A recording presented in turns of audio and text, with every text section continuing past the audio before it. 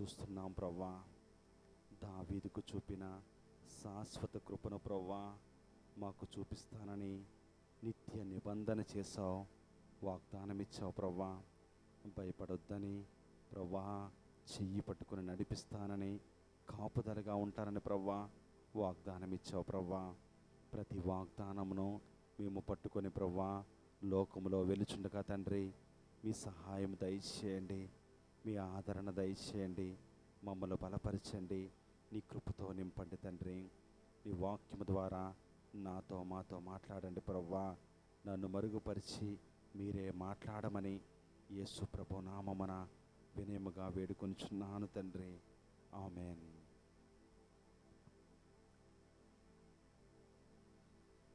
పరిశుద్ధ గ్రంథాలు తీద్దాం అందరూ కూడా.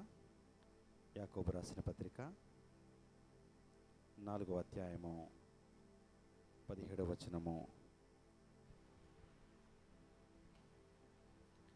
యాకోబు రాసిన పత్రిక 4వ అధ్యాయము 17వ వచనము. కాబట్టి మేలైనది చేయనెరిగియు అలాగూ చేయని వానికి పాపము కలుగును. దేవుని వాక్యమును ఆసక్తితో ఆలకిద్దాం. కాబట్టి అందరూ తీయండి పరిశుద్ధ గ్రంథాలు. యాకోబు పత్రిక 4వ అధ్యాయము 17వ వచనము. కాబట్టి మేలైనది చేయనెరిగియు అలాగూ చేయని వానికి పాపము కలుగును. తప్పులు సరిచేసుకునే సమయము, కుటుంబాలను కట్టుకునే సమయము, జీవితాలను వెలిగించుకునే సమయము, దేవుని వాక్యము ఆలకించే సమయము, పరలోక సంబంధమైన ఆశీర్వాదాలు పొందుకునే సమయము, దేవుని వాక్యము ఆలకించే సమయము. అత్యాసక్తితో దేవుని వాక్యమును విందాం, దేవుని మాటలను ఆలకిద్దాం, వాగ్దానాలను పట్టుకుందాం, ఆయన యొక్క మాటలను హృదయంలో భద్రపరుచుకుందాం. ఒకానొక ప్రాంతంలో ఒక కాలువ పక్కన ఆ బాబు ఆడుకుంటుండగా ప్రమాదవశాత్తున పొరపాటున కాలువలో జారి పడిపోయాడు. ఆ బాబు జారి పడిపోయి అరుస్తున్నాడు, కేకలు వేస్తున్నాడు గట్టి గట్టిగా. అరుస్తుంటే తల్లి పరిగెత్తుకొని వచ్చింది. అయ్యో బాబు పడిపోయాడే అని చెప్పి ఆ పక్కనున్న వ్యక్తిని బ్రతిమలాడుతుంది. ఇదంతా అతను చూస్తున్నాడు, ప్రశాంతంగా చూస్తున్నాడు, ఏమి పట్టనట్టుగా ఉన్నాడు. ఆ బాబు కేకలేస్తున్నాడు, ఇటు చూస్తున్నాడు. సరే ఇతనికి ఈత రాదంటే ఈతొచ్చు, సరే కాపాడగలడంటే కాపాడగలడు, కానీ చూస్తున్నాడంతే ఏమి పట్టనట్టుగా అలా చూస్తున్నాడు.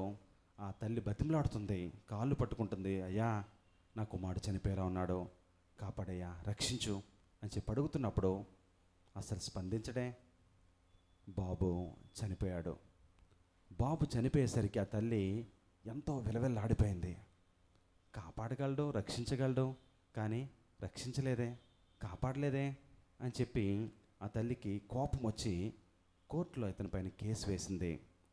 ఎప్పుడైతే కేసు వేసిందో వాదోపవాదనలు జరుగుతున్నాయి. ఆ తల్లి చెప్తుంది, నా బిడ్డ ప్రాణం పోయింది, కాపాడగలిగి రక్షించగలిగి ఈత వచ్చి సామర్థ్యం ఉండి కూడా ఈ వ్యక్తి నా కుమారుడు రక్షించలేదు, కాబట్టి ఈ వ్యక్తి పైన మీరు ఎటువంటి చర్యలు తీసుకుంటారో తీసుకోండి అన్నప్పుడు జడ్జి గారు అడుగుతున్నారు అతన్ని, ఎందుకు ఇలా చేసావు, ఎందుకు ఇలా చేసావు నువ్వంటే అతను చెప్తున్నాడు, ఎవడో చనిపోతే ఎవడో అక్కడ కాల్లో పడి రక్షించండి కాపాడమని నడిస్తే నాకెందుకు, అది నా పనా, అది నా బాధ్యత, నా బాధ్యత కాదే, ఎవడి కోసమో నేనెందుకు కష్టపడాలి, ఎవడి కోసం ఎందుకు నా ప్రయాసం వ్యర్థం చేసుకోవాలి, అది నా పని కాదు, నా బాధ్యత కాదు. ప్రపంచంలో కాలువ పక్కన పడిపోతున్న ప్రతి ఒక్కడికి వెళ్ళి నేను కాపాడాలా, అదే నా బాధ్యత అని ఆ వ్యక్తి సమాధానం ఇచ్చేసరికి జడ్జి గారు తీర్పిస్తున్నారు. అమ్మతో మాట్లాడుతున్నారు, మా తప్పు అతనిది కాదు, అతనికి సామర్థ్యం ఉంది, కాపాడగలడు, రక్షించగలడు, ఏదొచ్చు, కానీ అతనికి ఇష్టం లేదు. అతనికి ఇష్టం లేకుండా ఎలా కాపాడుతాడు, కాపాడలేడు. ఈ కేసుని కొట్టేస్తున్నాం. ఈ లోకంలో సహాయపడని వారిని, సహాయం చేయని వాళ్ళని చూసి ఎంతో పర్వాలేదురా, ఆడికేటరా, వాడు పని ఆడు చేసుకుంటాడు, ఆడు కాముకుంటాడురా, ఎవడి జోలికి వెళ్ళడు, ఎవడికి సాయం చేయడు, సాయం చేయమని అడగడు, బాగుంటుంది, అందరూ వీళ్ళని మెచ్చుకుంటారు. ఇది ఘోరమే, పాపమే. కానీ కోర్టు తీర్పిస్తుంది, న్యాయం చెప్తుంది ఇది తప్పు కాదు. వాడి ఇష్టం, వాడు కాపాడగలిగితే కాపాడుతాడు, సాయం చేయగలిగితే సాయం చేస్తాడు. ఇది లోకపు తీర్పు. అయితే పరిశుద్ధ గ్రంథం దీన్ని ఒప్పుకోదు.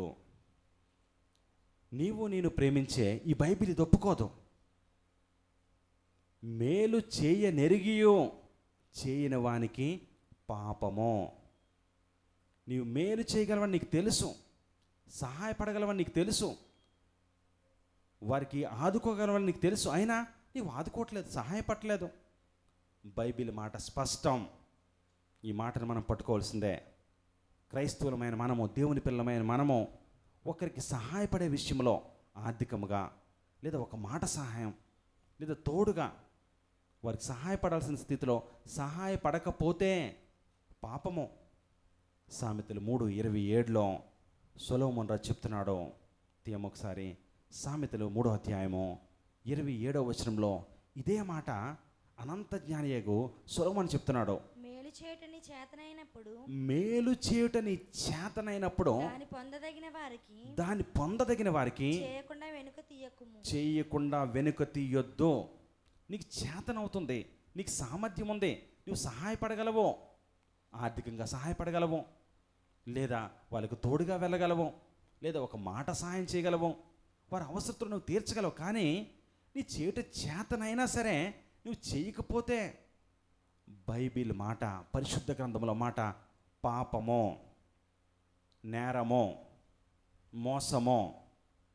ఇది బైబిల్ మన దేవుడైన యేసయ్య ఒప్పుకోరు. అర్థమవుతుందా? మేలు చేటిని చేత చేయాలి, సహాయపడాలి. అందుకనే గలతీయులకు రాసిన పత్రికలో అపోస్తులుడైన పౌలు ఆ చివరి అధ్యాయంలోని 7వ వచనంలో చూడండి ఏం చెప్తున్నాడో. ఒక మంచి మాట చెప్తున్నాడు. ఇదే మేలు విషయమై చెప్తున్నాడు అపోస్తులుడైన పౌలు.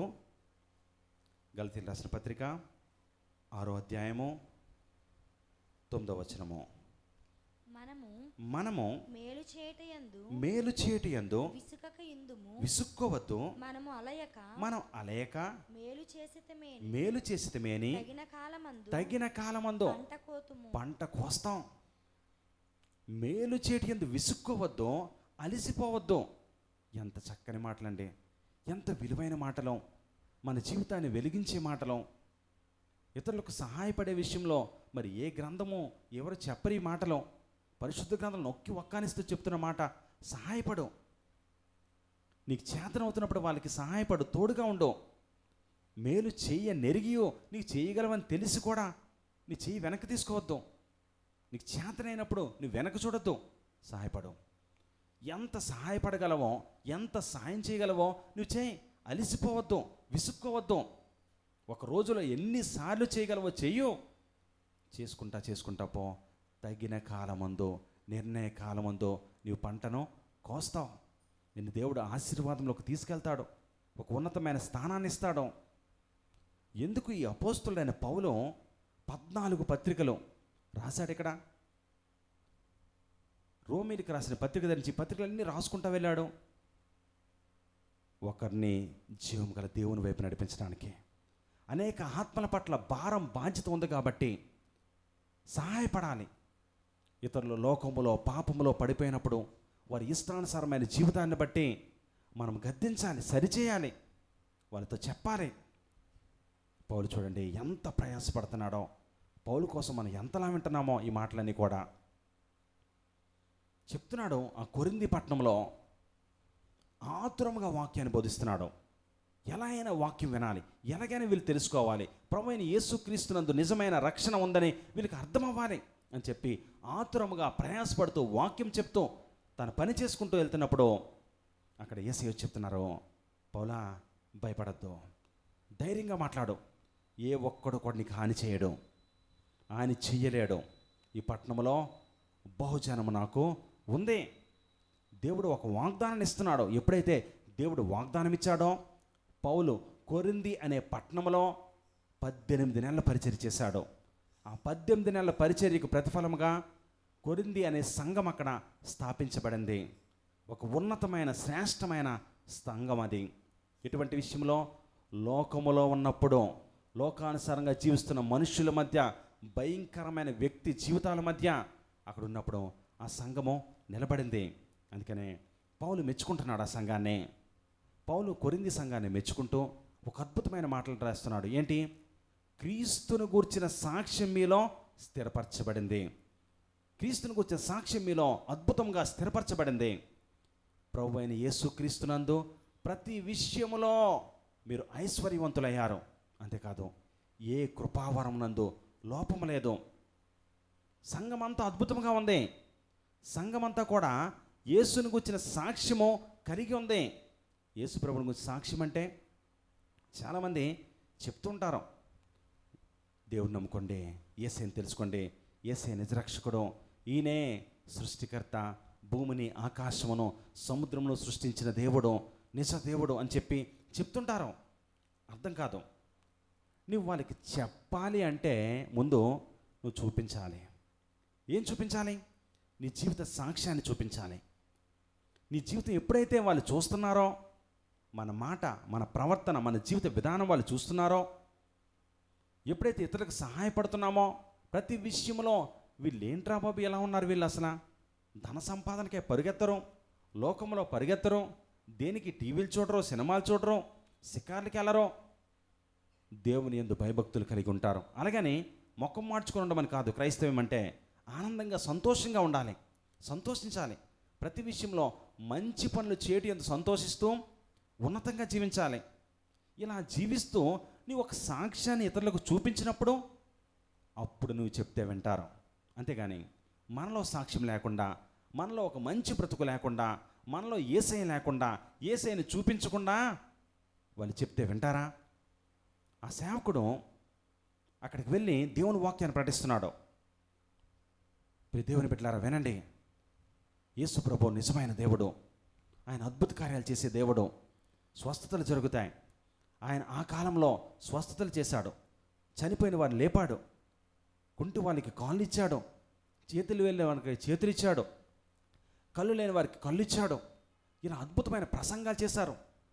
యేసయ్య మాట వినేసరికి అనేక జనాలు తండోపతండాలకు వచ్చేసేవారు అని ఇలా చెప్తుంటే ఆ ప్రజలు అంటున్నారు, నువ్వు చెప్పేవాడు మా మధ్య ఉన్నాడు, నువ్వు చెప్పినవాడు మా మధ్యకు వచ్చాడు, ఎక్కడే చనిపోయాడు, నిజమే స్వస్థతలు చేశారు, అద్భుత కార్యాలు చేశాడు, అనేక జనాలు అని వాక్యం వింటుంటే తండోపతండాలకు వచ్చేసారు, ఇక్కడ మా మధ్య చనిపోయాడు అంటే ఆ సేవకుడు ఆశ్చర్యపోతున్నాడట. అదేంటి, ఇది 2000 సంవత్సరాల కిందట జరిగిన సంఘటన. యేసు ప్రభుని గురించి 2000 సంవత్సరాల కిందట జరిగిన సంఘటన ఇది కాదు. ఆ యేసయ్య మా పట్టణానికి వచ్చారు, మా గ్రామంలో వచ్చారు, ప్రతి ఇంటికి తిరిగారు, కావాలంటే రా అని చెప్పి సమాధి దగ్గర తీసుకెళ్ళి చూపిస్తున్నారు. చూపిస్తే ఆ సమాధి గురించి చెప్తున్నారు. ఇతని పేరు డేవిడ్ లివింగ్స్టన్. ఇతని గుండె ఆఫ్రికా ఖండం కోసం కొట్టుకుంది. అద్భుతమైన సేవకుడు.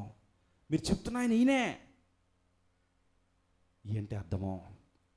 యేసయ్య కోసం చెప్తున్నప్పుడు, యేసు ప్రభు ఇటువంటి వారిని చెప్తున్నప్పుడు నీవు కనబడాలి, నీలో యేసయ్యని చూపించాలి, మన జీవిత విధానం కనబడాలి, మనం ప్రార్థన చేస్తే స్వస్థతలు జరగాలి, దేవుని వాక్యం చెప్తున్నప్పుడు అనేకులు ఆకర్షించబడాలి, ఈ నిజమైన దేవుడు నిజరక్షకుడని ఇతరులను ప్రోత్సహించాలి, చెప్పాలి, మన సాక్ష్యాన్ని చూపించాలి. డేవిడ్ లివింగ్స్టన్ తన కుటుంబాన్ని విడిచిపెట్టాడు. తన కాలు పోగొట్టుకున్నాడు, తన చెయ్యి పోగొట్టుకున్నాడు, తన కన్ను పోగొట్టుకున్నాడు. ఈ ఇటుపక్కంతా ఒక సైడ్ అంతా కూడా మొత్తం పోయింది.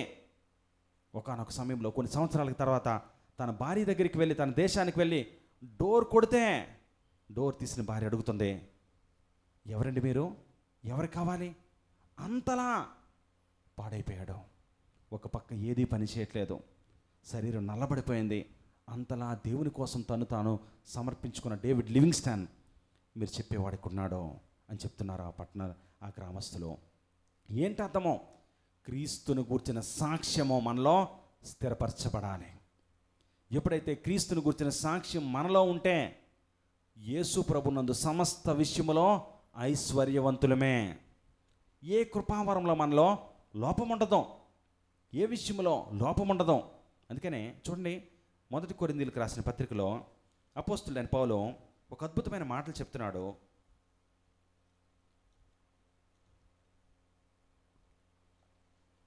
7వ అధ్యాయము 17వ వచనము.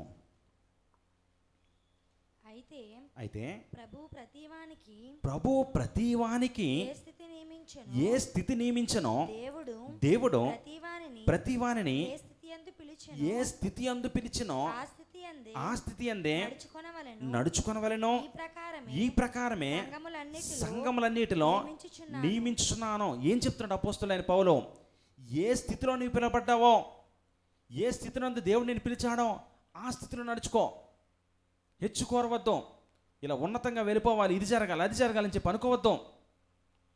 ఏ స్థితిలో నీవు ఉన్నావో ఆ స్థితిలో సంతృప్తి కలిగి నేర్చుకో. ఇక్కడ ఒక్క విషయంతో ఓడిపోదండి. ఇదే మాట చూడండి, పౌలు నొక్కి ఒక్కానిస్తూ చెప్తున్నాడు. 20వ వచనం చూడండి, అదే అధ్యాయంలో. ప్రతివాడు ఏ స్థితిలో పిలవబడెనో ఆ స్థితిలోనే ఉండవలెనో. చూడండి 24వ వచనము. సహోదరులారా ప్రతి మనుష్యుడు ఏ స్థితిలో పిలవబడనో ఆ స్థితిలోనే దేవునితో సహవాసం కలిగి ఉండండి. ఎప్పుడు పిలవబడ్డావో, ఏ విధంగా నువ్వు పిలవబడ్డావో, ఎంత భారంతో బాధ్యతతో నువ్వు పిలబడి దేవుని సన్నిధికి వచ్చావో ఆ స్థితిలోనే ఉండి నువ్వు దేవునితో సహవాసం కలిగి ఉండు. అప్పుడే కదా క్రీస్తుని కూర్చున్న సాక్ష్యం మనలో స్థిరపరచబడతాది. అప్పుడే కదా మన ప్రతి విషయమునందో ఐశ్వర్యవంతులుగా ఉంటాం. అంతేకాదు ఏ విషయంలో ఏ కృపావరంలో మనకి లోపం ఉండదు. కృపనగా మనము ఏ స్థితిలో ఉన్న ఆయన పిలిచాడు. ఒకప్పుడు యోగ్యత లేదు, అర్హత లేదు, ఎన్నిక లేని మనలను ఆయన పిలుచుకోవడము ఆయన కృపే. ఈ విధంగా మనం జీవించాలంటే, ఏ స్థితిలో మనం ఉన్న స్థితిలో జీవించాలంటే ఈ 3 మాటలు పట్టుకుంటే, ఐశ్వర్యవంతులుగా యేసు ప్రభునందు ఉండాలంటే, ఏ కృపావరం నందు లోపం లేకుండా జీవించాలంటే, అంతేకాదు యేసుక్రీస్తునందు మనం అనుదినము ఆనందిస్తూ ఆయన వాక్యానుసారంగా జీవించాలంటే, క్రీస్తును గురించిన సాక్ష్యం మనలో ఉండాలంటే, ఇతరులు చూడాలంటే ఏం చేయాలో పౌలు రాస్తున్నాడు. కొరింథీ పట్టణం కోసం ఇంత అద్భుతంగా చెప్తూ మీరు అద్భుతంగా ఉన్నారు, కానీ లోకములో ఉన్నది సంఘములోనికి ప్రవేశించింది. మీరు అందరూ అద్భుతమే, కానీ కొందరున్నారు, ఆ కొందరి వలన లోకము సంఘములోకి ప్రవేశించింది. లోకానుసారమైన జీవితము, పాప జీవితము సంఘంలోకి ప్రవేశించింది. ఎందుకు? ఏంటట సమస్య? ఆ కొరింథీ పట్టణంలో ఉన్న ఆ కొరింథీ సంఘంలో కొన్ని లోపాలు ఉన్నాయి. అందుకనే అపోస్తుడైన పౌలు ఈ కొరింథీ పత్రిక రాస్తున్నాడు. ఏంటి ఆ లోపాలు? కక్షలున్నాయి, కలహాలున్నాయి. మీలో కక్షలు కలహాలు ఉన్నాయి, మీలో అసూయలు కలహాలు ఉన్నాయి, మీలో జారత్వము వ్యభిచారము ఉంది. కొరింథీ సంఘమా, మీలో వ్యాజ్యములు ఉన్నాయి, అన్యుల ఎదుట గొడవ పడుతున్నారు, ఇవన్నీ మీలో ఉన్నాయి. అందుకనే ఈ పత్రిక రాస్తున్నాను. క్రీస్తును గురించిన సాక్ష్యం మనలో స్థిరపరచబడాలంటే, ప్రభువునందు సమస్త విషయంలో ఐశ్వర్యవంతులుగా జీవించాలంటే, దేవుడిచ్చిన ఏ కృపావరం నందు లోపము లేకుండా జీవించాలంటే, ఇదిగో ఈ విషయాల్లో మనము సరిచేసుకోవాలి. ఇది లోపము. ఈ లోపమును మీరు ఎలా ఈ లోపం నుండి బయటపడాలో నేను చెప్తానంటూ పౌలు చెప్తున్నాడు. చూడండి, మొదటిగా మీలో కక్షలు కలహాలు ఉన్నాయి. ఇది ఎలా మీరు సరిచేసుకోవాలో చెప్తున్నాడు. మొదటి అధ్యాయము కొరింథీయులకు రాసిన మొదటి పత్రిక 10వ వచనము. సహోదరులారా మీరందరూ ఏకభావంతో మాట్లాడవలననియో, మీలో కక్షలు లేక ఏక మనసుతోనూ ఏక తాత్పర్యంతోనూ మీరు సన్నద్ధులై ఉండవలననియో, మన ప్రభువైన యేసుక్రీస్తు పేరట మిమ్మల్ని వేడుకుంటున్నాను, బ్రతిమాలుతున్నాను, ప్రాధేయపడుతున్నాను. ఏం చెప్తున్నాడు? మీ మాట 2 అర్థాలుగా ఉండకూడదు. ఏకభావమో, ఏక తాత్పర్యమో, ఏక అర్థముతో ఉండాలి. 2 విధాలుగా మాట్లాడకూడదు. మనసులో ఒకటుంచి బయటను మరొకలా మాట్లాడకూడదు. బయట మనం చెప్తూ లోపల వేరే ఉద్దేశం కలిగి ఉండకూడదు. 2 అర్థాలు, 2 భావాలు వచ్చే విధంగా, 2 తాత్పర్యాలు వచ్చే విధంగా ఉండకూడదు. సంగమా, మీరందరూ కూడా ఏకభావంతో మాట్లాడాలి, ఏక తాత్పర్యంతో మాట్లాడాలి. ఇలా మాట్లాడలాగున మీరు సన్నద్ధులై ఉండులాగున నేను ఏం చేస్తున్నాను తెలుసా? బతిమాలుకుంటున్నాను, మిమ్మల్ని ప్రాధేయపడుతున్నాను, మిమ్మల్ని వేడుకుంటున్నాను. పౌలు చూసారా, మొదటి లోపం చెప్తూనే నేను వేడుకుంటున్నాను అని చెప్తున్నాడే. ఏంటంటే మనలో ఉన్నాయా రెండు అర్థాల మాటలో? ఒకరికి ఒకలా చెప్తాం, అదే మాటని ఇంకోరి దగ్గరికి వెళ్తే ఇంకోలా చెప్తాం. మనం ఒకలాగా వింటాం, అదే మాటను తీసుకెళ్ళి వేరొకరికి మరొకలా చెప్తాం. అంటే వాళ్ళకి ఫేవర్ లాగా మనకి ఫేవర్ ఉండాలి మనం చెప్పే మాట. అయ్యో పాప అనాలి మనల్ని. ఒకరితో ఒకలా ఫోన్లో మాట్లాడతాం, ఇంకో దగ్గరికి వెళ్ళేసరికి ఇంకోలా చెప్తాం. వాళ్ళు చెప్పింది ఒకలా వింటాం, ఇంకో దగ్గర చెప్పేసరికి వెళ్ళేసరికి మరొకలా చెప్తాం. ఎలా అండి సాధ్యం ఇది? మనుషులు ఇంత లోకంలో ఇంత ఇష్టానుసారంగా ఉంటున్నారో అర్థమవుతుందా? మనలో ఈ లోపం ఉందేమో పరిశీలించుకుందాం. ఏకభావము, ఏక తాత్పర్యంతో మాట్లాడాలని చెప్పి మిమ్మల్ని బతిమాలుకుంటున్నాను, ప్రాధేయపడుతున్నాను. అప్పుడే కదా క్రీస్తుని గూర్చిన సాక్ష్యం మనలో స్థిరపరచబడుతుంది. సమస్త విషయంలో ఐశ్వర్యవంతులుగా ఉంటాం, దేనిలో లోపం లేకుండా జీవిస్తాం. కాబట్టి కక్షలు కలహాలు వద్దు, ఏకభావం ఏక తాత్పర్యము సూటిగా స్పష్టంగా మాట్లాడడం నేర్చుకుందాం.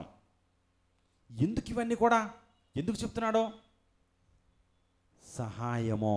సాయం చేస్తున్నాడు. దేవుని పక్షముగా కొరింథీ అనే పట్టణంలో ఉన్న ప్రతి ఒక్కరికి దేవుని సువార్తను ప్రకటిస్తూ దేవుని పక్షంగా నిలబడ్డాడు.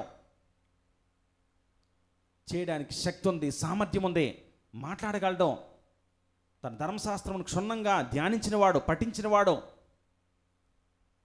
మనలో అనేకులు వాక్యం తెలుసు, వాక్యం ఇతరులకి చెప్పము. ప్రార్థన చేయడం తెలుసు, ప్రార్థనకి రాము. పాటలు పాడడం బాగా పాడుతాం, పాటలు పాడము. ఇది కృపావరము. ఈ కృపావరాన్ని పోగొట్టుకోవద్దు. ఏకభావంతో ఉందాం, మరొకలా జీవించొద్దు. అందరం కలిసి దేవుని సంఘంగా నిలబడదాం. అపోస్తుడైన పేతురుకి చెప్తున్నాడు యేసుప్రభువు వారు పేతురుతో మాట్లాడుతున్న మాట, నీవు ఒక సంఘాన్ని కడతావు, నా సంఘాన్ని బండ మీద కడతావు. సంఘం ఎలా ఉంటుందో తెలుసా? పాతాళ లోక ద్వారములో నిలువ నేరవో, నరకానికి పోడయ్యే ఒక్కడో. ఆ సంఘంలో ప్రతి ఒక్కడు పరలోక రాజ్యానికి ప్రవేశించాలి. అటువంటి విధంగా మన సంఘాన్ని సిద్ధపరచాలి, సహాయపడాలి, పరిచర్యలో సహాయం చేయాలి. ప్రతి విషయంలో సంఘానికి వెన్నుగా దన్నుగా ఉండాలి. మనం ఏ విషయంలో సహాయపడగలమో సహాయపడాలి, ముందుకు రావాలి. కక్షలు కలహాలు వద్దు. కక్షలు కలహాలు మన కుటుంబాల్లో మన సంఘంలో ఉండకూడదు. రెండో మాట, అసూయలున్నాయి, కలహాలున్నాయి. ఎందుకంటే ఈ రెండు జోడిస్తున్నాడు. కక్షలుంటే కలహాలుంటాయి, అసూయ ఉంటే కలహాలుంటాయి. ఇది ఉండకూడదు. చూడండి ఈ మాట, 3వ అధ్యాయము 3వ వచనము.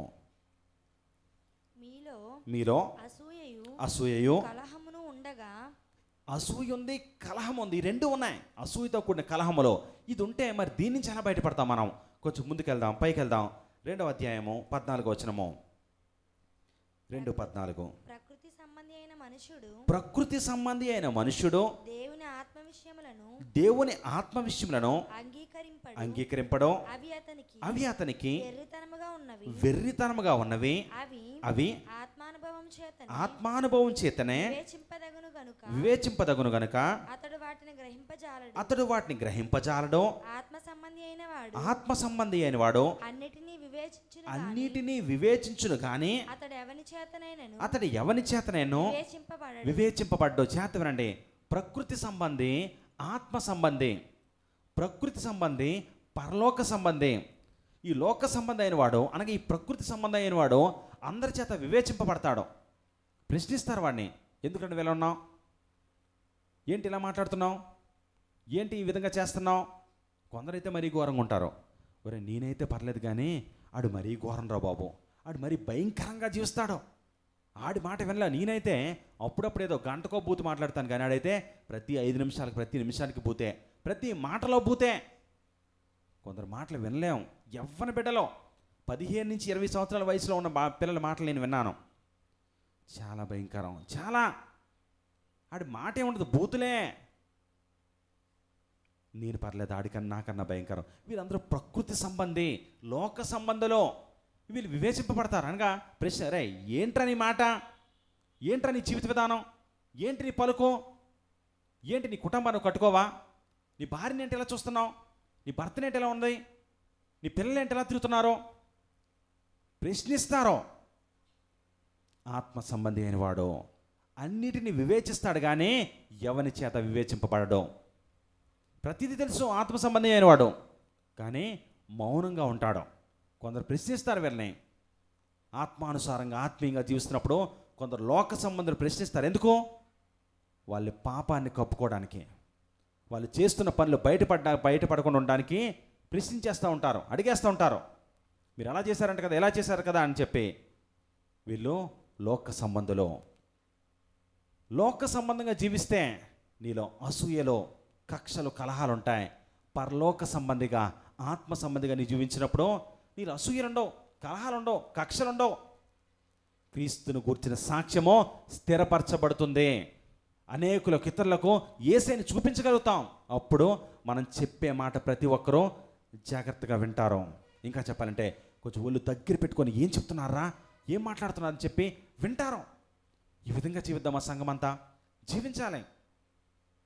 ఇతరులకు సహాయపడాలంటే ఇవన్నీ కూడా మనము సరిచేసుకోవాలి.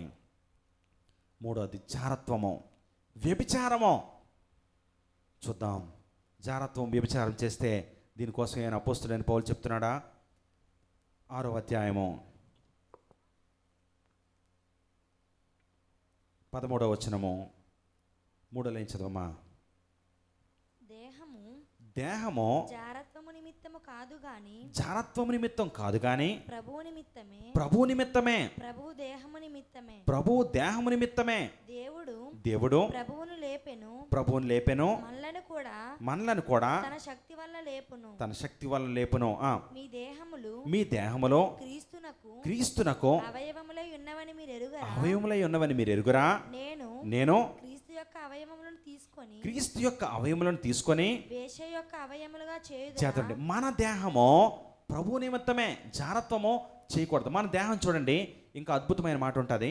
18వ వచనం నుంచి చదువుతాను, జాగ్రత్త వినండి. 18వ వచనం 6వ అధ్యాయం.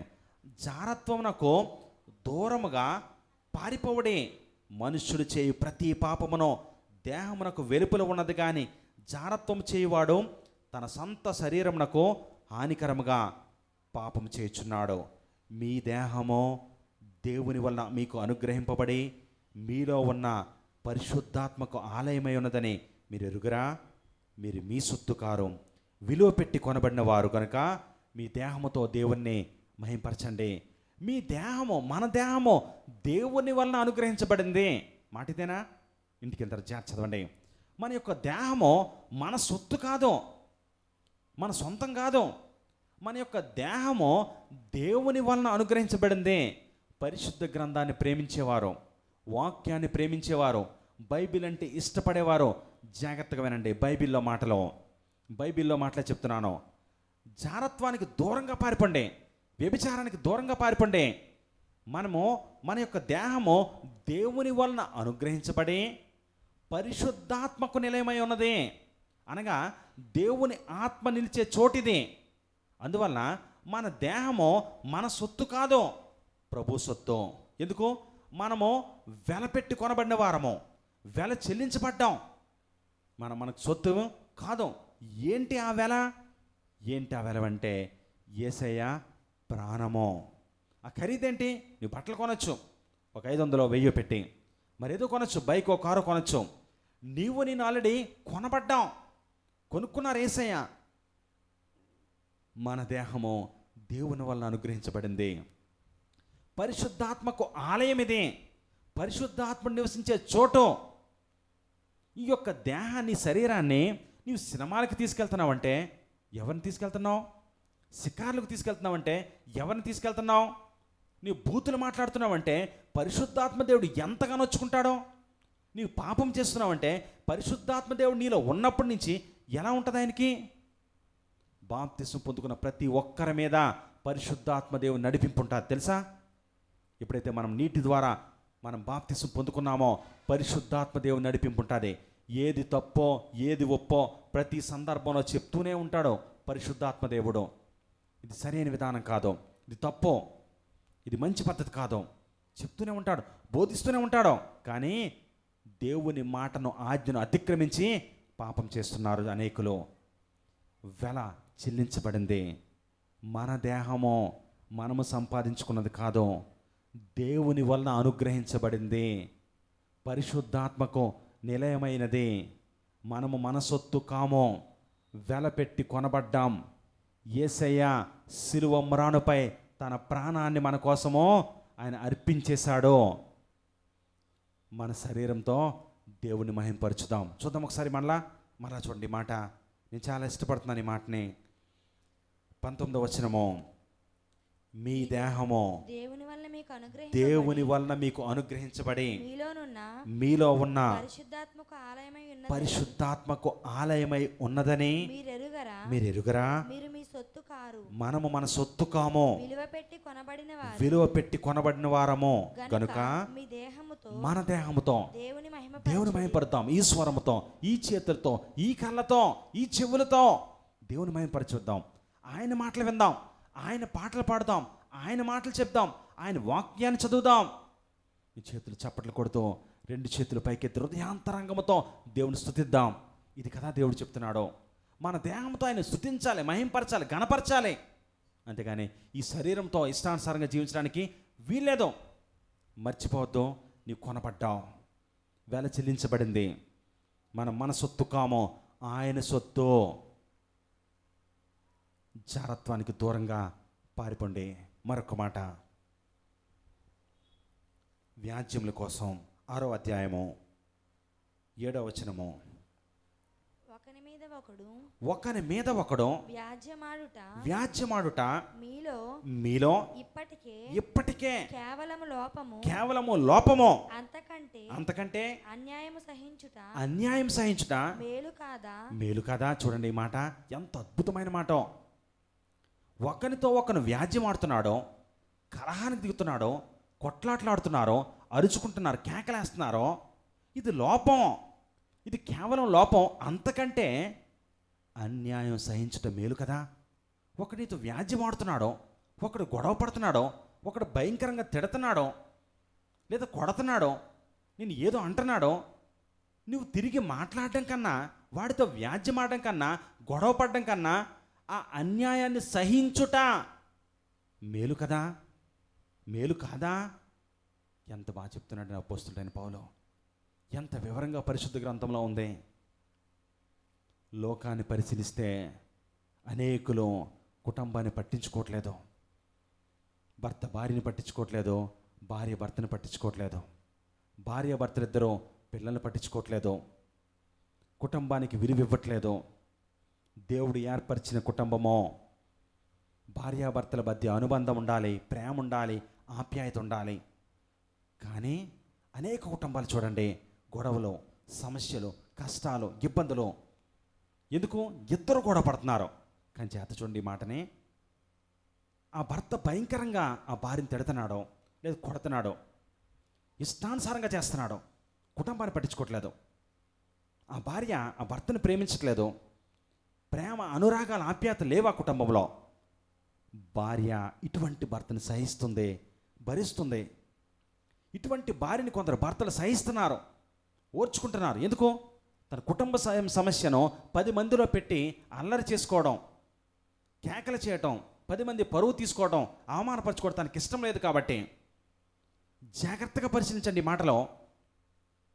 అన్యాయస్తులు, వాక్యానుసారంగా జీవించిన వారు, గొడవలు పడేవారు, వాడి బుద్ధి పోగొట్టుకోవట్లేదు, వాడు అలాగే ఉన్నాడు, వాడు బుద్ధి మార్చుకోవట్లేదు. వాడి బుద్ధిహీనత, మతిహీనతను బట్టి ఆత్మీయులో వారి మంచి బుద్ధిని కూడా పాడు చేసుకోవట్లేదు. వీడి ఇష్టానుసారమైన బుద్ధిహీనతే, మతిహీనతే.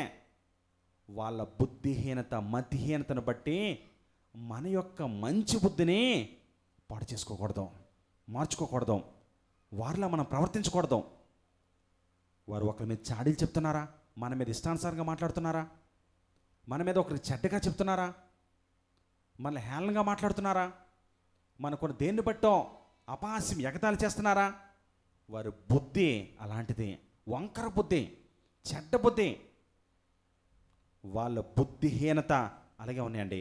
వాళ్ళ బుద్ధిహీనతను బట్టి మన మంచి బుద్ధిని మార్చుకోవద్దు. దేవునికి అప్పగిద్దాం, దేవుని వైపు చూద్దాం. ఒకరితో వ్యాజ్యం ఆడుట కంటే అన్యాయాన్ని సహించుట మేలు కదా. సహిద్దాం, ఓర్చుకుందాం, భరిద్దాం, దేవునికి ప్రార్థిద్దాం, దేవుని వైపు చేతులు ఎత్తుదాం. నిర్ణయ కాలమందు పంటను కోస్తాం ఖచ్చితంగా. వ్యాజ్యమాట లోపమో ఇటువి చేయకూడదు. ఇంకా ఇద్దరు చూద్దాం 9వ వచనము. అన్యాయస్తులు జాతరండి. అన్యాయస్తులు దేవుని రాజ్యమునకు వారసులు కానేరని మీకు తెలియదా? మోసపోకడి జారులైనను. ఆ సంఘంలో ఎటువంటి వారు ఉన్నారో చూడండి. జారులైనను అనగా వివాహానికి ముందు వారి శరీరాన్ని అపవిత్రపరుచుకునేవారు. జారత్వమో వ్యభిచారం అనగా వివాహం తర్వాత వారి కామాప్తులై వారి ఇష్టానుసారంగా జీవించేవారు. జారులైనను, విగ్రహారాధికులైనను, వ్యభిచారులైనను, ఆడంగితనము గలవారైనను, పురుష సంయోగులైనను, దొంగలైనను, లోబులైనను, త్రాగుబోతులైనను, దోషకులైనను, దోచుకుని వారైనను దేవుని రాజ్యమునకు వారసులు కానేరరు. మీలో కొందరు అట్టివారై ఉంటిరి గాని ప్రభువైన యేసుక్రీస్తు నామమునను మన దేవుని ఆత్మయందును మనం కడుగబడి పరిశుద్ధపరచబడిన వారమై నీతిమంతులుగా తీర్చబడ్డాం. ఒకప్పుడు అలా జీవించాం, ఒకప్పుడు అలా ఉన్నాం. జారత్వం ఉంది, వ్యభిచారం ఉంది, ఇష్టానుసారమైన మాటలు ఉన్నాయి, దొంగలు, లోబులో, అన్యాయస్తులు ఒకప్పుడు జీవించాం. మనలో కొందరు అట్టి వారే. కానీ ప్రభువైన యేసుక్రీస్తు నామమున ఆయన రక్తంలో కడగబడి పరిశుద్ధులుగా తీర్చబడి నీతిమంతులుగా తీర్చబడ్డాం మనం. నిజమేనా? ఇంకా లోభము, ఇంకా కామము, ఇంకా వ్యభిచారము, ఇంకా జారత్వం, ఇంకా ఇవన్నీ ఉన్నాయా మనలో? మనలో ఉండకూడదు. ఒకప్పుడు ఉన్నాయి, ఒకప్పుడు విషయం వద్దు. దేవుడు ఇప్పటి విషయం మాట్లాడుతున్నాడు. మీలో కొరింథీ సంఘమా, మీరు అట్టి వారు ఉన్నారు ఒకప్పుడు, కానీ ఇప్పుడు మార్చబడ్డారు. మరే లోకంలో ఉన్న మరలా కూడా ఆ లోకాన్ని సంఘంలోకి ఆహ్వానిస్తున్నారు. ఇది దేవుని రాజ్యానికి వారసులు కారు. వీళ్ళు అన్యాయస్తులు దేవుని రాజ్యానికి వారసులు కారు. ఇట్టి వారు దేవుని రాజ్యంలో ప్రవేశించరు. వారు నరకానికే, వారి అడ్రస్ తిన్నగా నరకమే. జారత్వం ఉండకూడదు, వ్యాజ్యములు ఉండకూడదు, కక్షలు కలహాలు ఉండకూడదు, అసూయలు కలహాలు ఉండకూడదు, మరొకటి ఉండకూడదు. చూద్దాం ఒకసారి 8వ అధ్యాయము. ఇది మంచి మాట. చూద్దాం 9వ వచనము, 10వ వచనము. అయినను మీకు కలిగి ఉన్న ఈ స్వాతంత్ర్యము వలన బలహీనులకు అభ్యంతరం కలగకుండా చూచుకోండి. జాగ్రత్త మాట. ఏలయనగా జ్ఞానము గల నీవు విగ్రహాలయందు భోజన పంక్తిని కూర్చుండగా ఒకడు చూచిన ఎడల బలహీనమైన మనస్సాక్షి గల అతడు విగ్రహములకు బలియబడిన పదార్థములను తినుటకు ధైర్యం తెచ్చుకోండి కదా. జాగ్రత్త వినండి. మీరు విగ్రహాలకు బలిచ్చే విషయంలో లోకంలో ఉన్నవి మీరు తినొచ్చు, అభ్యంతరంగా తినొచ్చు. తినొద్దని చెప్తున్నారా? లేదు, తినొచ్చు, తినండి. ఎవరు పెట్టినా వెళ్ళండి, తినండి. కానీ పౌలు మాట అద్భుతమైన మాట. తినటంలో ఏమీ లేదు, వారు ఇచ్చేది పుచ్చుకోవడంలో ఏమీ లేదు. విగ్రహాలకు బలిచ్చే తినొచ్చు, కానీ మీరు తినటము ఒక బలహీనమైన మనస్సాక్షి గలవాడు చూస్తే మిమ్మల్ని బట్టి వాడు మోసపోతాడు కదా, వాడు తినటానికి ధైర్యం తెచ్చుకుంటాడు కదా. జీవము గల దేవుడు అనేకుల్లో ఈ యొక్క మాట, ఈయన దేవుడు, వీరు ప్రత్యేకంగా ఉంటారో. ఈయన భూమిని, ఆకాశమును, సముద్రమును సృష్టించిన సృష్టికర్త, జీవము గల దేవుడు, ఏకైక దేవుడు. వీరి జీవిత విధానం ప్రత్యేకంగా ఉంటుంది. వీరు తినరు మనం ఇచ్చినా, వీరు త్రాగరు, వీళ్ళు మంచిగా జీవిస్తారు, సినిమాలు చూడరు, షికార్లకి వెళ్ళరు, వీళ్ళ జీవిత విధానం అద్భుతంగా ఉంటుంది. అయితే ఎప్పుడైతే అది పెట్టింది నువ్వు తింటే వాడిలో ఉన్న అప్పటిదాకా ఉన్న మన దేవుని పట్ల ఒక విశ్వాసం ఉంది, ఒక నమ్మకం ఉంది. ఆ నమ్మకాన్ని, ఆ విశ్వాసాన్ని నువ్వు చెడగొడుతున్నావు. అందుకని తినొద్దు, తినకూడదు, ఖచ్చితంగా తినొద్దు. మరలా చూద్దాం, చూడండి ఒకసారి 10వ వచనము. ఏలయనగా 8వ అధ్యాయం 10వ వచనము. జ్ఞానము గల నీవు విగ్రహాల యందు భోజన పంక్తిని కూర్చుండగా ఒకడు చూచిన ఎడల బలహీనమైన మనస్సాక్షి గల అతడు విగ్రహములకు బలి ఇయ్యబడిన పదార్థములను తినుటకు ధైర్యం తెచ్చుకుంది కదా. నిన్ను బట్టి అప్పుడే వచ్చాడు దేవుని సన్నిధిలోకి, అప్పుడే బలపడుతున్నాడు, లేదా బాప్తీసు తీసుకోవడానికి సిద్ధపడుతున్నారు. అది నిన్ను చూస్తే వీళ్ళు మనలాంటోలే, వీళ్ళలో ఏం ప్రత్యేకత లేదు, వీళ్ళలో ఏమీ లేదు అని అనుకుంటాడు కదా. వాడు విగ్రహాలు తినడానికి సిద్ధపడతాడు కదా, ధైర్యం తెచ్చుకుంటాడు కదా. అలా వద్దు. నిన్ను బట్టి దేవుని నామము దూషణ పాలవకూడదు, దేవుని నామము తక్కువ చేపడకూడదు. అందరూ ఒకే బలంగా ఉంటారని కాదు. జ్ఞానము గల నీవు, అందుకనే పౌలు మాట, జ్ఞానము గల నీవు నీకు తెలుసు కదా తినాలో తినకూడదు, తినకూడదని తెలుసు కానీ తినొచ్చు. కానీ వేరొకరు చూడడం వల్ల వీళ్ళు ఇంతేనండి, ఈ సినిమాలు చూస్తారు, వీళ్ళు మనలాంటోలే, వీళ్ళు ఇంట్లో సీరియల్ వినబడుతున్నాయా 7:30, 8 ఆ ప్రాంతంలో, వీళ్ళకి మనకి పెద్ద తేడా లేదండి. ఆ భార్యాభర్తలు ఇద్దరు తన్నుకొని చేస్తున్నారా, మనము ఉన్న వాళ్ళు అలాగే ఉన్నారండి. అతను బూతులు భయంకరంగా మాట్లాడుతున్నాడా, మేము మాట్లాడతాం, మాకేం తక్కువ, మేము అంటాం. ఆ యవనస్తులు అర్ధరాత్రి 12 దాకా ఒంటి గంట తాకుంటూ బయట శికారులు చేస్తూ తిరుగుతున్నారా? మా మా బాబు మా యవనస్తులు కూడా తిరుగుతున్నారు. పెద్ద తేడా ఏంటి వీళ్ళకి మాకి? అంతా ఒకటే. నువ్వు ప్రత్యేకంగా ఉండాలి, ప్రత్యేకించబడిన వారు మనము. సాయంత్రం 6:30, 7 అయ్యేసరికి పిల్లలు ఇంట్లో ఉండాలి, ఇంటి పట్టున ఉండాలి. 9, 9:30, 10 పడుకోవాలి. అర్ధరాత్రి దాకా శికారులు చేస్తారంటే తల్లిదండ్రులు కానీ ఊరుకోకూడదు. మా నాన్నగారు ఇప్పుడు 6 గంటలకే కర్ర సిద్ధం చేసుకొని ఉండేవారు. ఎప్పటి నుంచి? చిన్నప్పుడు 5వ తరగతి 6వ తరగతి నుంచే. కొంచెం చీకటి పడి కొంచెం క్రికెట్ ఎక్కువసేపు ఆడి వెళ్ళావా గుండె కొట్టేసుకుంటుంది, ఇలాగ lub dub lub dub lub dub అని భయపడుతూనే వెళ్ళేవాళ్ళం. అలాగే ఒక్కోసారి కొట్టేసేవారు. తల్లిదండ్రులైన వారు పిల్లల్ని పెంచే విధానంలో ఒక క్రమశిక్షణ కలిగి పెంచాలి. ఎప్పుడు వారి మీద ఒక కన్ను ఉండాల్సిందే. పిల్లలు ఏం చేస్తున్నారో, ఎక్కడ ఉంటున్నారో, ఎలా ఉంటున్నారో, ఏం చూస్తున్నారో, సెల్ ఫోన్లో డోర్లు బిగించుకొని లోనకి వెళ్ళిపోయారేమో, ఏం చేస్తున్నారు, ఏం పనిరా నీకు డోర్లు బిగించుకోవడానికి అడగాలి, కనుక్కోవాలి. ఒకానొక సమయంలో మీరు అడగలేరు, అడిగినా సరే అది చెప్పడానికి ఇష్టపడ్డావు, నీకు అడిగే దమ్ము కూడా ఉండదు. యవ్వనస్తులు యవ్వన బలంకి వచ్చేసరికి మనం మాట్లాడలేమండి. చిన్నప్పటి నుంచే క్రమశిక్షణలో పెట్టాలి వాళ్ళని. వాళ్ళు మాట్లాడలేం. ఒక్కోసారి మన పిల్లలకే చెప్పలేం, చిన్నపిల్లలకే. వాళ్ళు మన మాటే వినరు, చిన్నప్పుడే చూపిస్తారు వాళ్ళు. అప్పుడే వంచాలి వాళ్ళని జాగ్రత్తగాన. ఏంటట, ఏం చెప్తున్నాడో అపోస్తులైన పౌలు కొరింథీ సంఘానికి, మీలో క్రీస్తు సాక్షి స్థిరపరచబడింది, ప్రభునందు ప్రతి విషయంలో మీరు ఐశ్వర్యవంతులే, ఏ కృపావరమందు లోపం లేదు, అయినను కొన్ని లోపాలు ఉన్నాయి, మీరు సరి చేసుకోవాలి. ఈ లెటర్, ఈ ఉత్తరం అందుకే. మీలో కక్షలు కలహాలు ఉన్నాయి, మీలో అసూయలు కలహాలు ఉన్నాయి, మీలో చారత్వం వ్యభిచారం ఉంది, మీలో వ్యాజ్యములు ఉన్నాయి, విగ్రహంలో బలి ఇచ్చే విషయంలో, తినే విషయంలో ఇబ్బంది ఉంది, సమస్య ఉంది. ఇవన్నీ సరి చేసుకోండి. సరి చేసుకుంటే మీరు దేవుని వాక్యం మీలో స్థిరపరచబడుతుంది. దేవుని వాక్యం స్థిరపరచబడి ఉన్నతంగా జీవిస్తారు. ఈ స్వాతంత్ర్యాన్ని మనము దుర్వినియోగపరచుకోకూడదు. అందుకనే ఈ మాట చూడండి ఒకసారి, ఒక అద్భుతమైన మాట.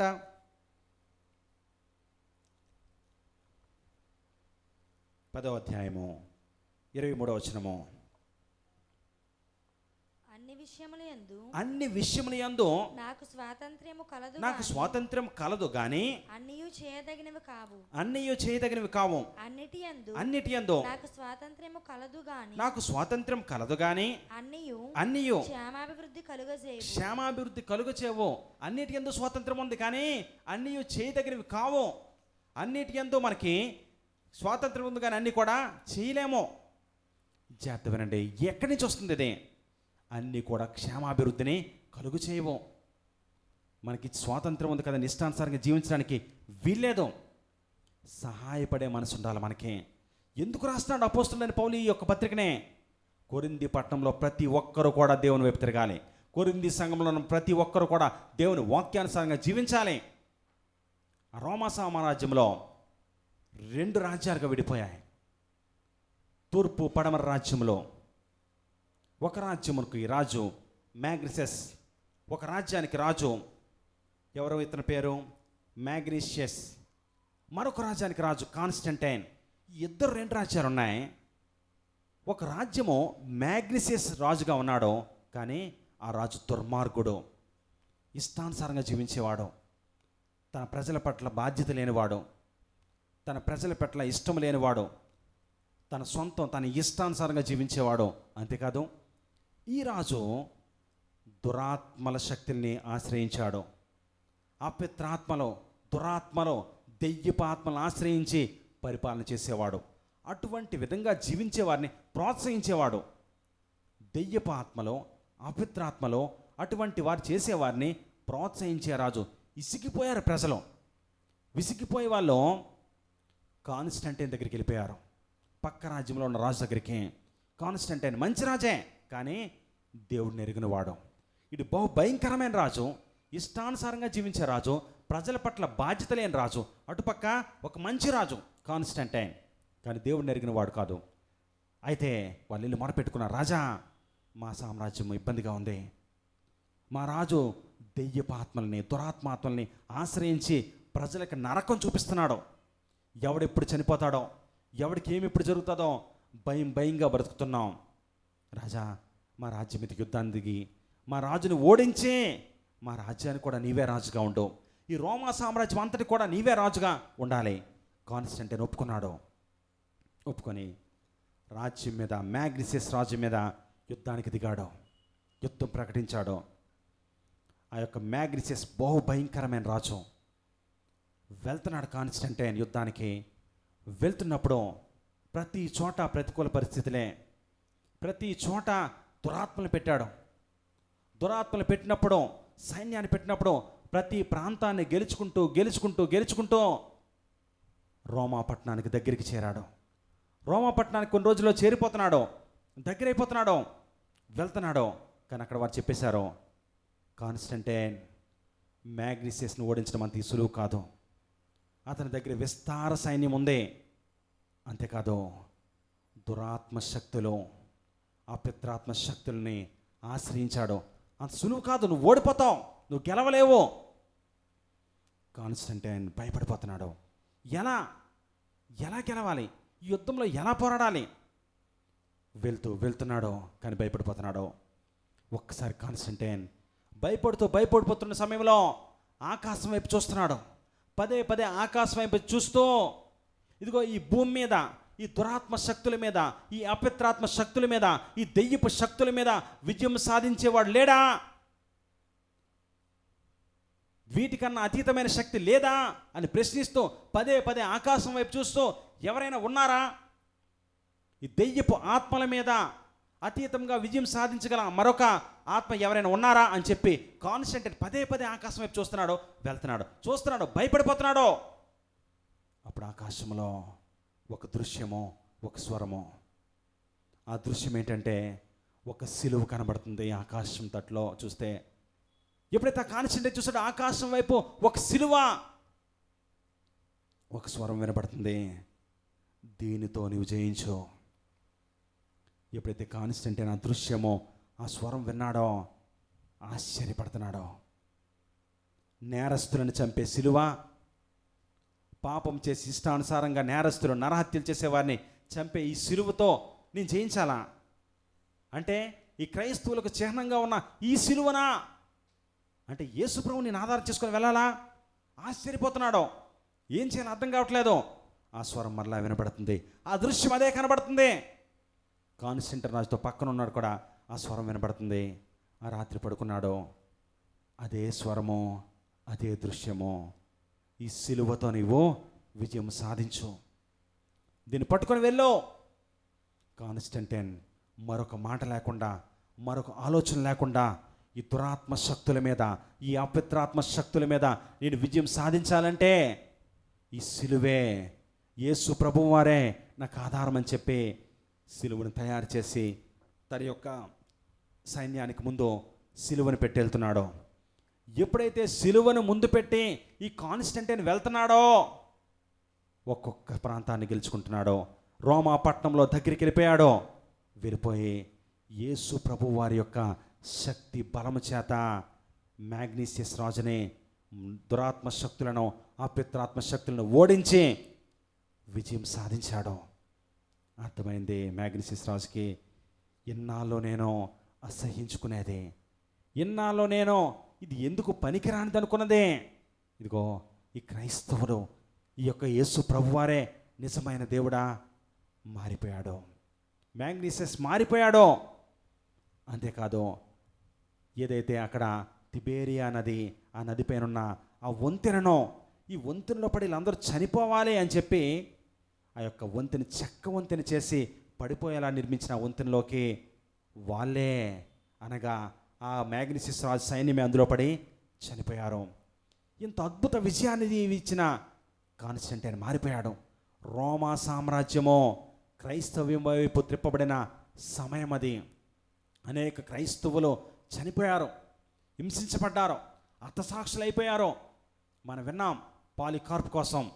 వీళ్ళందరూ హతసాక్షులు అయిన తర్వాత కాన్స్టంటైన్ రాజు క్రైస్తవ్యాన్ని స్వీకరించి యేసు ప్రభు నిజమైన దేవుడని నిలబడిన సమయం అది. అడుగుతున్నాడో, ఎవరు నాకు సాయం చేసేది? ఆకాశం వైపు ఎందుకు చూస్తున్నాడో? ఈ దురాత్మ శక్తులు, అపవిత్రాత్మ శక్తుల మీద నాకు సాయం చేసేది ఎవరైనా ఉన్నారా? నీవు అడిగితే, నీవు దేవునికి మొరపెడితే, ప్రభువా నాకు సహాయం చేయు. ఆయన మేలు చేసేవాడు, ఆయన చేతనైన వాడు. నీ కష్టకాలంలో, నీ ఆపద కాలంలో, నీ ఇబ్బందుల్లో ఆయన నిన్ను బలపరిచి, ధైర్యపరిచి, నీకు అద్భుతమైన సమాధానాన్ని ఇచ్చే దేవుడు మనకుండగా ఆయనకి మొరపెట్టున్నామా? ఆయనకి ప్రార్థన చేస్తున్నామా? ఆయన అడుగుతున్నామా? అపోస్తుడైన పౌలుని చూస్తున్నామా? ఎంతలా ఆతురముగా వాక్యాన్ని ప్రకటిస్తున్నాడో. అనేక కొరింథీయుల్లో అనేకులు రక్షించబడ్డారు, బాప్తిసం పొందారు.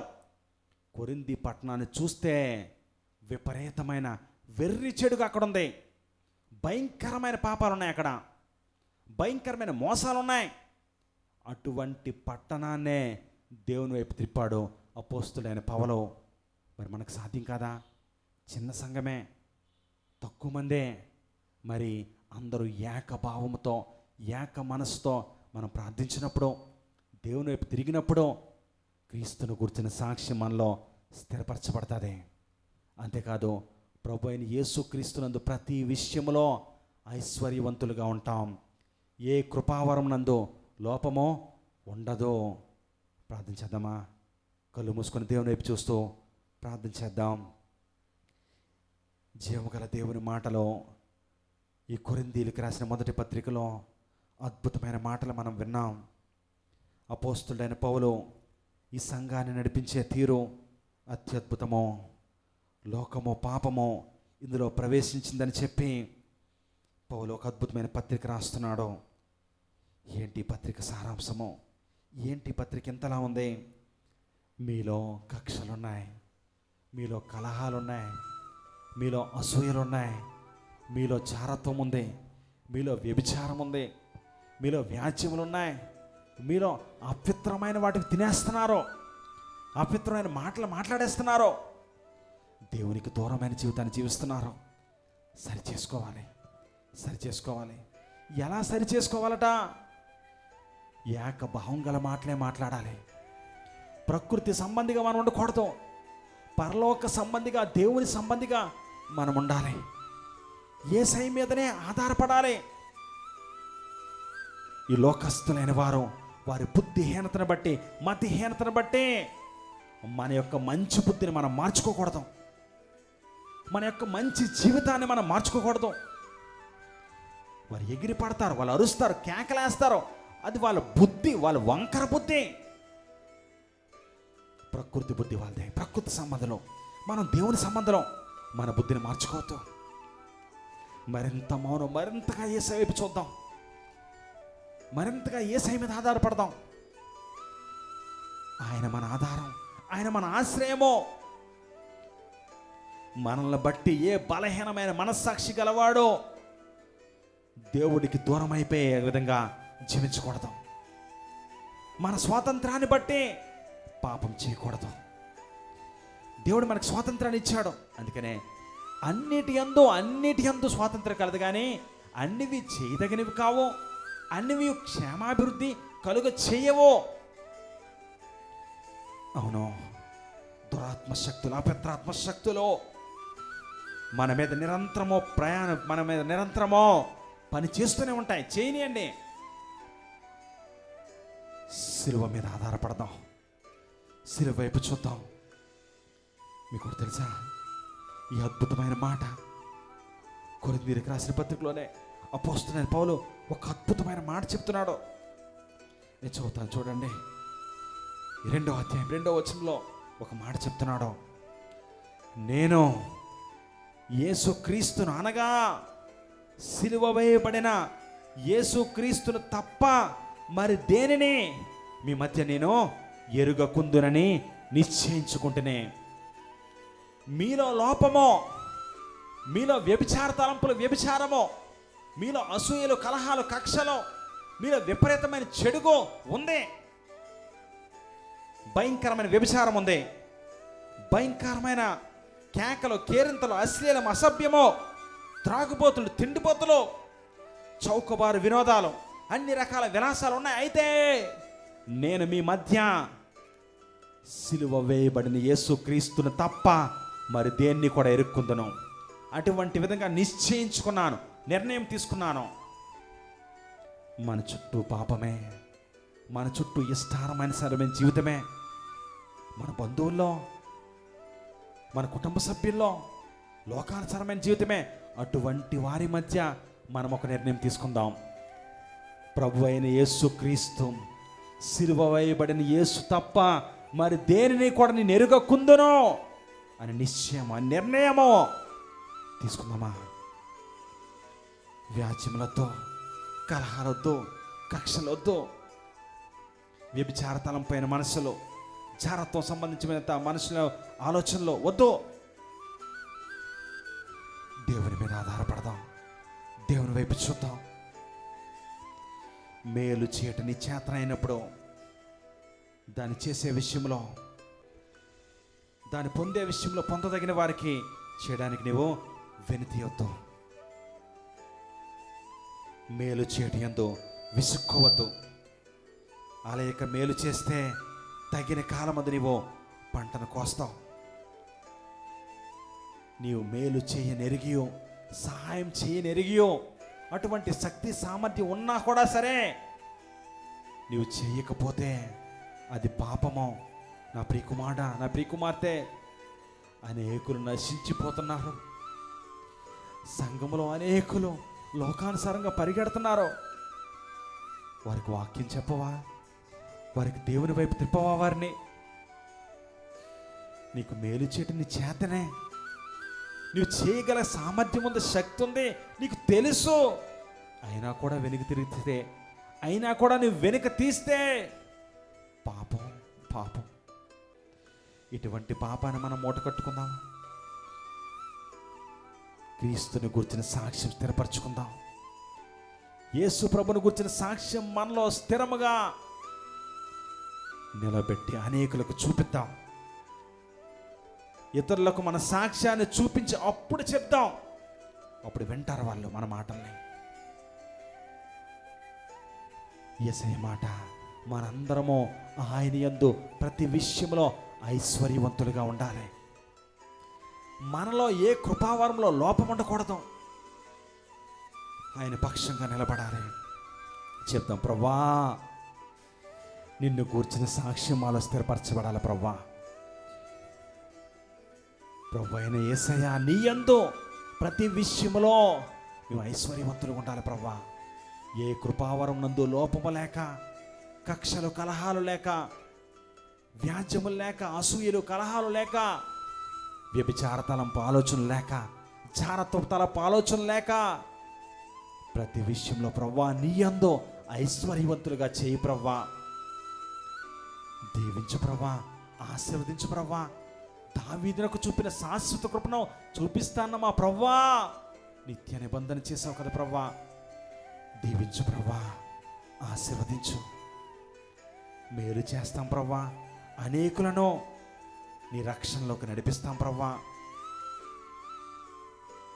సిలువ వేయబడిన యేసయ్యా, సిలువ వేయబడిన నిన్ను తప్ప మరి దేనిని కూడా ప్రవ్వా నేను ఎరుగునని ఒక నిర్ణయం తీసుకుంటున్నాను ప్రవ్వా.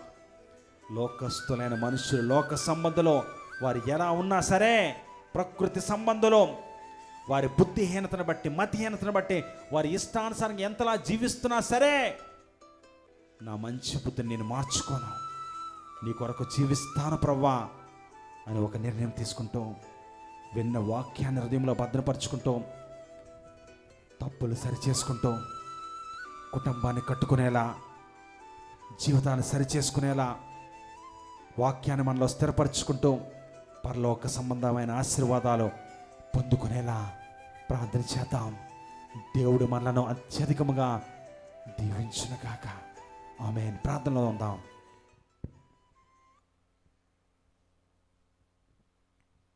ప్రార్థన చేసుకుందాం. పరిశుద్ధ తండ్రి, ప్రేమ కలిగిన యేసయ్య, మీకు వందనాలు చెల్లిస్తున్నాం. గారి సమయం బట్టి వందనాలు ప్రభా. మీరు చూపించిన యొక్క గొప్ప కృపను బట్టి వందనాలు. వినిన మాటలను